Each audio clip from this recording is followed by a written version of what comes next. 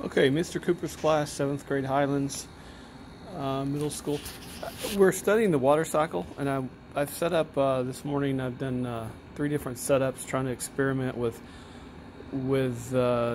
producing condensation after evaporation using ice and different types of containers.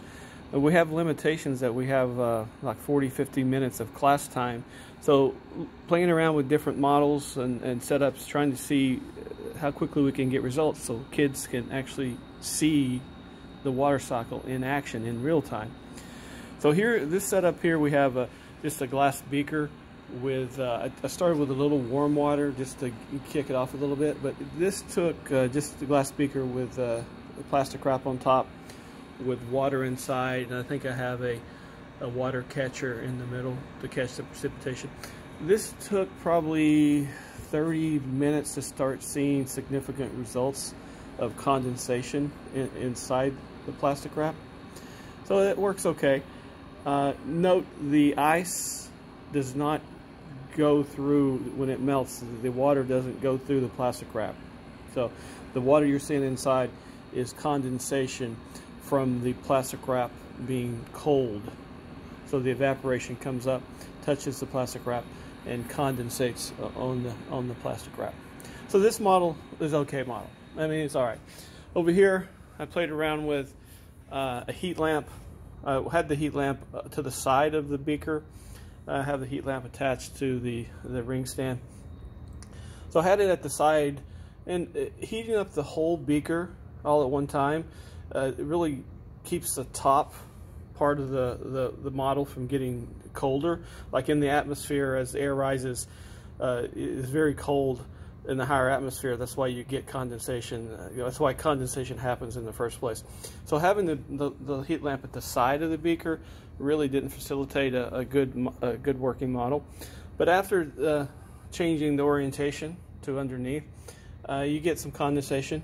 It took probably maybe 15-20 minutes, so this might be an alternative for seeing evaporation condensation in a less than 1 hour class time.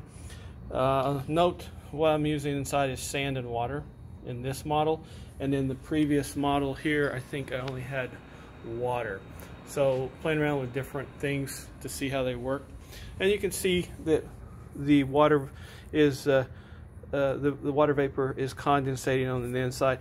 A reminder that this water on top that melts from the ice does not seep into the plastic. Those droplets are from the evaporation inside.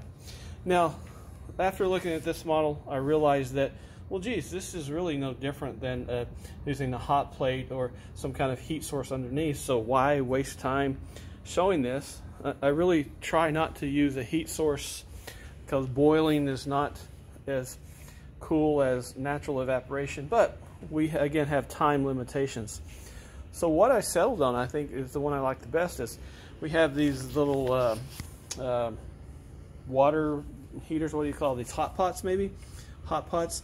And these things get hot really fast. So you can change the setting at a high setting. You're going to boil water in under 60 seconds. And I settled on the medium setting. Seems to work okay. So I have inside just water, and I've suspended using rulers this glass beaker upside down, obviously, and we get great condensation on the inside. I did at one point have ice here, but it melted pretty quickly. But you can actually see the precipitation happening in real time with this model. You see the big drop. This bottom of this beaker. Ooh, it's kind of warm up there. It is probably a little uneven, so that's the lowest point, I'm guessing. And you can see condensation. Will it happen? You can see precipitation happen as it falls. There we go. Oh, I missed it. Oh, it fell. So I think this model might be the model for a quick in-class model. Anything else? I'll post again if I can think of something else. Let's see how the kids do. Now, of course, the big danger of this is you're dealing with water temperatures not boiling, so under 200 degrees, but still enough to damage skin. So you have to use caution here. Thank you.